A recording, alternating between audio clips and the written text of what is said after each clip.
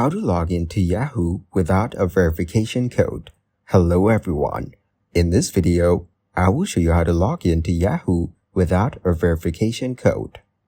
First, go to the Yahoo Sign-In Helper page and enter your Yahoo email address. Follow the prompts to see if Yahoo offers any alternative recovery options, such as answering security questions or using a recovery email.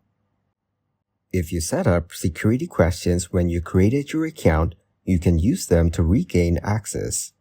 Then, go to the Yahoo login page, click Forgot Password, and select Use My Secret Questions. Answer the questions correctly to reset your password. If the mentioned steps doesn't work, you may need to contact Yahoo support for further assistance. Keep in mind that support options can be limited, especially for free accounts. You might consider subscribing to Yahoo Account Pro for more personalized assistance. If your account has been deactivated due to inactivity, you may need to reactivate it. In the end, follow the instructions provided by Yahoo to reactivate your account.